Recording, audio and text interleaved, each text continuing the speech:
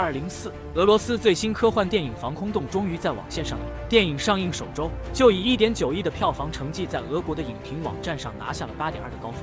然而，这部大制作上映后，却在俄国引起了巨大的争议。花姐第一时间就搞到资源，今天就让我们抽几分钟研究一下，这部在俄国引起热议的大片到底讲了什么。老规矩，资源和解说同步更新。故事要从一次探险寻宝说起。伊万托布托夫斯基是莫斯科一位医术精湛的急救医生，可因为救护车迟到，7位病人错过了最佳抢救时间，倒霉的伊万成了背锅侠。医院领导将所有的责任怪罪到伊万头上。面对这样的指责，年轻气盛的伊万并没有选择隐忍。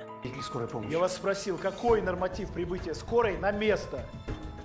20 минут.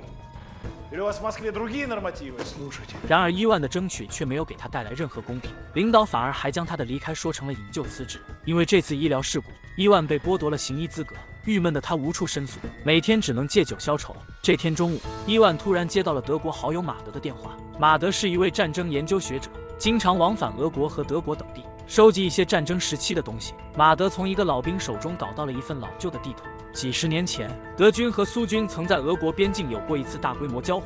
他之前就去过这片区域，但因为不熟悉地形，他并没有找到主阵地。不过却在阵地附近发现了一个1936年柏林奥运会定制的火机。得知伊万赋闲在家，马德想让伊万帮忙，带自己去寻找那片阵地。闲来无事的伊万同意了好友的邀请，简单准备，两人便踏上了旅途。根据马德的调查，这是一份1941年的地图。当时德国的军队已经抵达俄罗斯的边境，为了保存力量，苏军放弃了大量的阵地，但却有一个营的苏军没有撤退。他们利用战壕和地形优势，硬是拖住了德军一个装甲师，最终全部牺牲。而战争结束后，苏军方面却没有这次战役的相关资料，德国的档案也只有少量记载。马德推测，阵地里一定还遗留着大量战争时期的东西。经过几个小时的颠簸，两人很快来到了地图上标记的区域。为了表示尊敬，他们还换上了当年苏军的军装。马德拿出金属探测仪，开始在森林中搜索，而伊万则根据地形沿着战壕进行寻找。可在森林中寻找了半天，两人都没有找到战壕。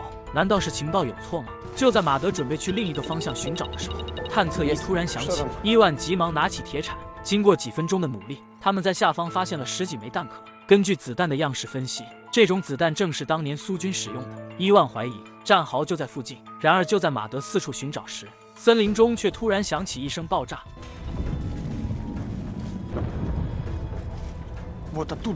伊万总感觉有些不对，就在他奇怪的时候，马德突然有了发现。不远处的山坡上有一个小洞，远远看去就像一个瞭望口。马德趴下一看，发现洞里有一个空腔，好像是一个休息的地方。伊万急忙拿出铁铲，经过几分钟的努力，他们终于挖开了一个口子。马德迫不及待钻了进去。经过勘察，这里就是战壕的一部分，但因为年久失修，支撑的木料早已经腐朽。两人刚准备看看洞里是否有什么遗留，小洞突然发生坍塌。伊万挣扎着向洞口爬去，就在这时，一双大手伸了过来。伊万以为是附近的村民，然而等他离开小洞，却被眼前的一幕惊呆。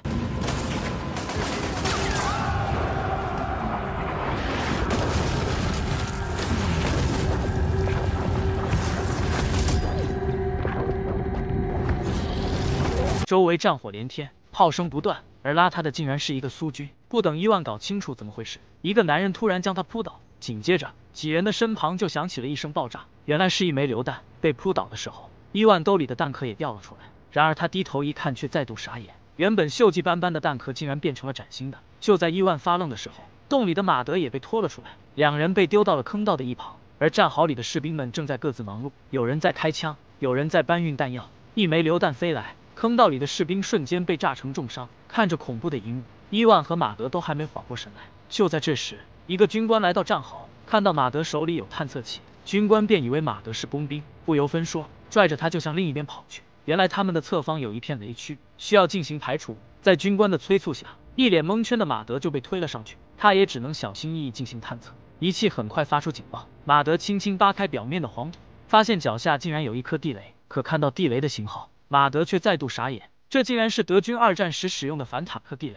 这种地雷只有坦克才能触发。还好马德是一个军事研究学者，他在书上看到过这种地雷。在军官的催促下，马德小心翼翼拆掉了地雷的引线。看到地雷没炸，马德长长的叹了口气。可不等他休息一下，军官却告诉他，这里还有几10颗。而这边，倒霉的伊万还在战壕里颤抖。一个士兵突然大喊：“德军上来了！”得知敌人上来了，一个政委模样的军官准备组织反击，然而他刚探头就被一枪爆头，倒下的政委恰好砸到了边上的伊万。看着没了动静的政委，伊万也不知道要怎么办。就在这时，不远处传来了求救声。伊万回头一看，是一个受伤的士兵。作为医生的他当即开始对士兵进行抢救。战争持续了整整一个白天，双方直到傍晚才偃旗息鼓。伊万在战壕中找到了刚刚归来的马德。马德从兜里掏出一份报纸，报纸上的日期竟然是1941年。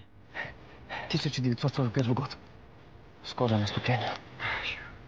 Нужно возвращаться. А для этого надо понять, как сюда попали. 虽然觉得有些魔幻，但眼前的一幕太过真实，伊万也不得不相信了马德的推测。可他又想不通，他们怎么就穿越了？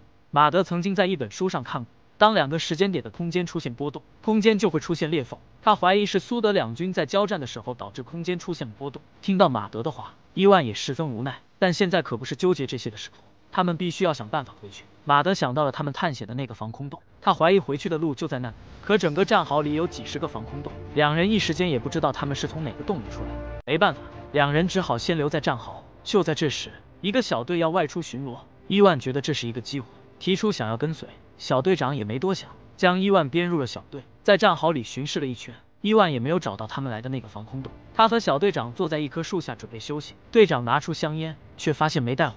伊万随手一掏，拿出了之前马德送给他的那个打火机。看着正在点烟的队长，伊万想起了找到火机的过程。当时这个火机是马德在一具骸骨旁挖到的。想到这，伊万惊慌地向一旁跑去，下一秒，一枚炮弹就落了下来。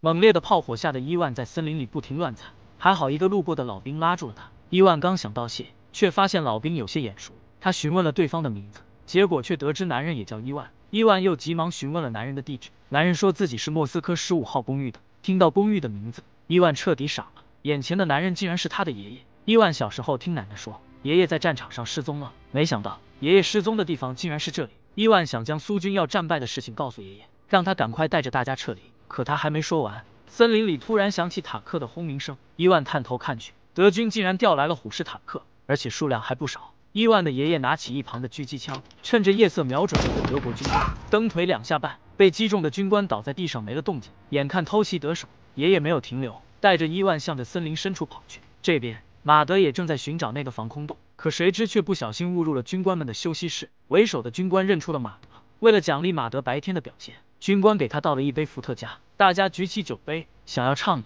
可马德没有和苏联人喝过酒，不知道碰杯的时候要起。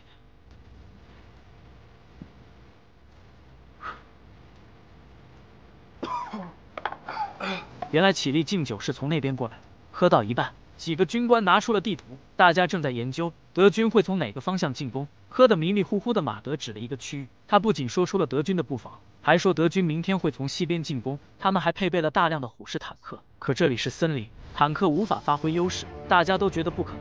参谋以为马德喝醉了，想要将他架出去，可马德却趁着酒劲说出了历史。他告诉营长，如果他们今晚不撤出阵地，所有的士兵都会阵亡，而大家追随的梦想，最终也只是黄粱一梦。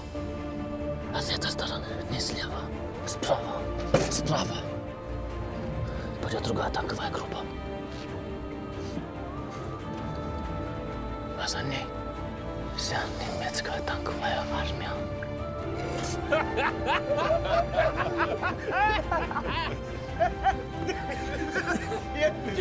马德以为他可以劝说大家撤离的时候，在场的众人却都开心地笑了起来。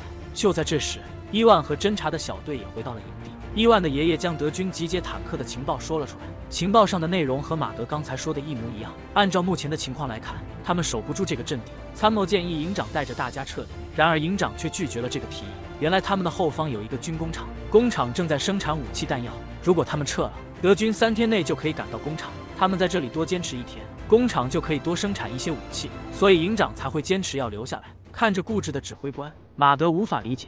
他准备去投靠德军，战争结束后再来寻找防空洞，但伊万却想要留下陪爷爷，两人因此分道扬镳。第二天一早，黎明伴随着一枚榴弹撕破了夜幕，德军从西线向着苏军的战壕开进。看着远处的坦克群，士兵们没有退缩，他们大叫着乌拉，向着德军冲去。一轮冲锋下来，苏军减员严重，而德军也没好到哪去，进攻的坦克被炸毁，苏军甚至进行了反冲锋，他们冲进德军的战壕，开始和德军进行厮杀。苏军的反冲锋打了德军一个猝不及防，发动进攻的小队很快就被苏军肃清。然而，这样的反冲锋对整个战局根本起不到任何决定性作用。来到德军阵营的马德顶替了一个阵亡德军的身份，他指着地图上的一片区域，要求所有的部队对着这片区域进行进攻。德军第一时间就集结了新的坦克和士兵。这一幕被前来侦察的伊万发现，而伊万爷爷的大狙也瞄准了对面的马德。可就在爷爷要开枪的时候，伊万却不忍心看着好友死去，于是喊了爷爷一下。结果就是这么一喊，马德逃过了狙杀。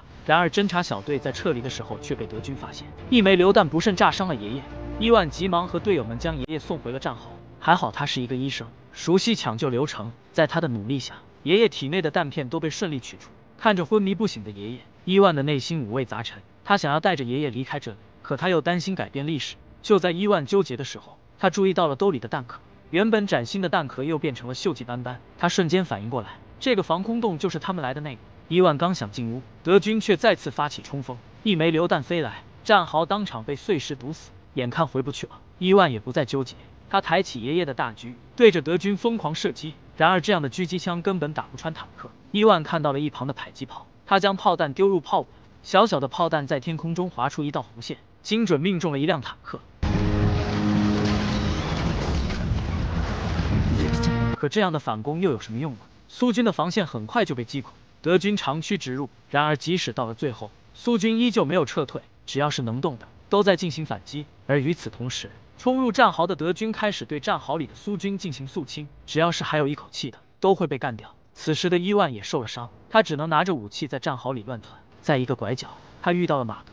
马德刚才已经找到了那个防空洞，他告诉伊万，战壕的尽头还有一个入口。伊万想让马德和自己一起走，可马德却说他要留下来。不等伊万说话，马德就将他推进了防空洞。就在这时，一枚手雷被丢了进来，慌张的伊万从另一个出口逃了出去。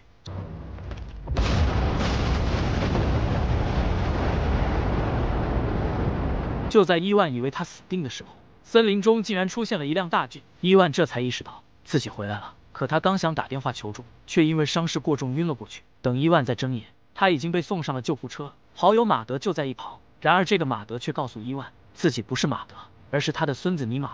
原来留下来的马德给孙子留了遗嘱，让他在几十年后的今天晚上去森林里营救伊万。看着两人的合照，伊万的内心五味杂陈。以上就是2024俄罗斯最新科幻电影《防空洞》的全部内容。总体来看，电影的质量非常不错，尤其是画面，基本上是还原了二战。好了，今天的分享就到这里了，我们下期再见。